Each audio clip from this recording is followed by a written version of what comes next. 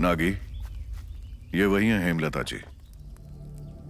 गांव के हालात सुधारना चाहती हैं। ये भी तेरी तरह सबका। इनके आने का असली मकसद क्या है? तुम गांव को तभी बदल पाओगे नागी, जब तुम पहले खुद को पूरी तरह से बदलोगे। बदलाव हमेशा खुद से शुरू होता है। तुम्हारा जो सपना है उसे मैं पूरा करूंगी, लेकिन सही रास्ते पर चलकर। गांव वालों के लिए फैक्ट्री मैं बनाकर रहूंगी। बस तुम सरेंडर कर दो।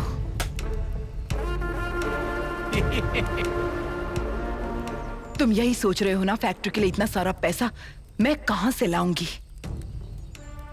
डोनेशन के जरिए कोई है जो फैक्ट्री के पैसे देगा हमें? चलो, पैसे तो आप जमा भी कर लेंगी, पर फैक्ट्री लगाने की अनुमति ये लामंडा कभी नहीं देगा। वो आपके रास्ते में अड़चन पैदा करेगा। ऐसा हुआ तो मैडम मुझसे भी बड़े नेताओं का दरवाजा खटखटाएगी। पर तू क्या कर लेगा? हमारे गांव से सब नफरत करते हैं। उनके लिए हम कीड़े मकोड़े जैसे हैं। जब तुम्हारी समस्या कोई ना सुन रहा हो तो खुद ही समस्या बन जाओ।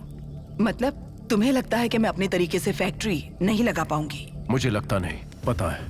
अगर मैंने फैक्ट्री लगवा दी तो तुम सरेंडर कर दोगे? जिस दिन फैक्ट्री का उद्घाटन होगा मैं उसी दिन गिरफ्तार हो जाऊंगा। ठीक है। मैडम, मेरी बात अभी तक पूरी नहीं हुई है। अगर मैं जीता तो आपने नहीं बताया कि आखिर मुझे मिलने वाला क्या है। क्या चाहिए तुम्हें? जिस दिन जीतूंगा तब बताऊंगा। तू गलती कर रहा है नागी। जिंदगी में पहली बार चाहूंगा कि तू हार जाए।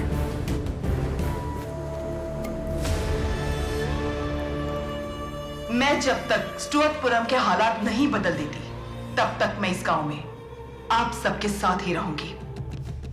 गांव में पक्के रास्ते की सख्त जरूरत है। नमस्ते। हम गांव की तरक्की चाहते हैं और उसके लिए बिजली का होना बहुत जरूरी है। नमस्ते।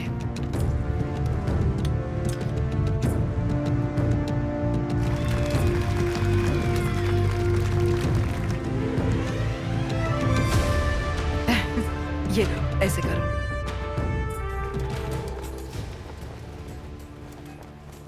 अलग अलग स्टेट में तुम लोग सब काम कर रहे थे।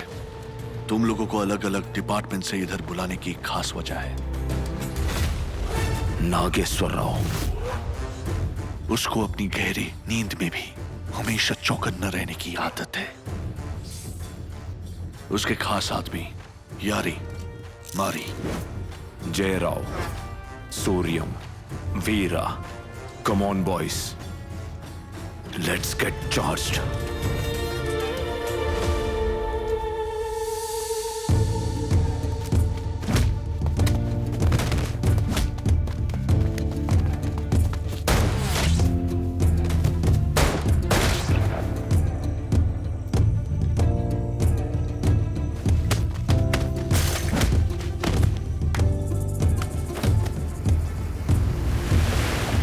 आप उनके लोगों को चुन चुन कर मार रहा है। अब अगली बारी हम दोनों की है। कुछ कर नागी, कुछ कर। मैडम ने फैक्ट्री के लिए नया एप्लीकेशन तो दे दिया है। जब तक येलमंडा है तब तक एप्लीकेशन को अनुमति नहीं मिलने देगा वो। मुझे किसी को खत लिखना है, तुरंत इंतजाम करो।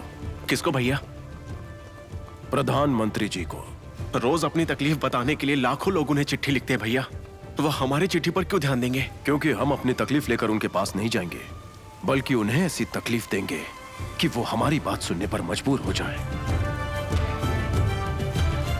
और इसीलिए टाइगर ने प्रधानमंत्री को वो खत लिखा कि वो उनके घर पर चोरी करने वाला है।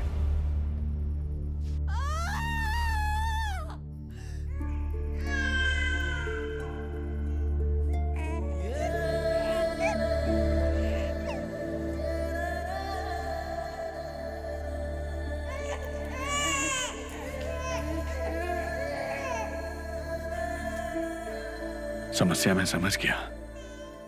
अभी मैं समाधान लेकर आता हूं।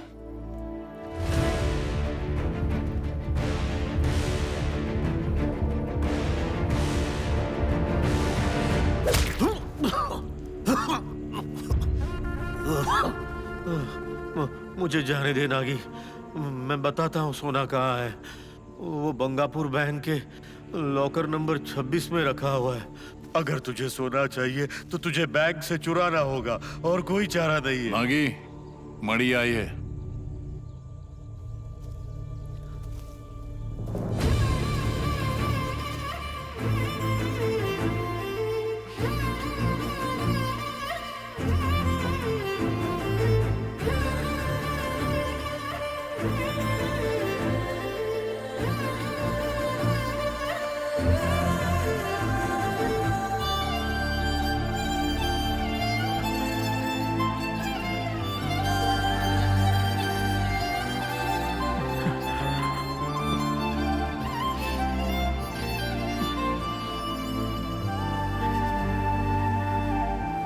मैं मछली शोरबा लाई हूं तुम्हारे लिए, खा लो फिर चलेंगे। किधर चलेंगे? फैक्ट्री का परमिशन हमें मिल गया जी, कल ही स्थापना है। हाँ तो फैक्ट्री का काम शुरू कर दिया तो आप सरेंडर होने का वादा किए थे ना? वहां सब लोग आपके लिए इंतजार कर रहे हैं। चलते हैं नागी। नहीं आऊंगा। क्यों नहीं आओगे? क्योंकि मेरा काम पूरा नहीं हुआ है।